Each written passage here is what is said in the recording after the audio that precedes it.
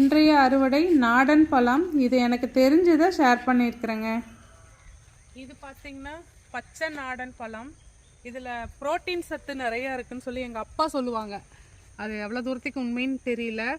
இது இந்த மலை வாழைப்பழம் அந்த விருப்பாச்சி பழம்னு சொல்லுவாங்க இல்லைங்களா, அதோட ஃபேமிலி.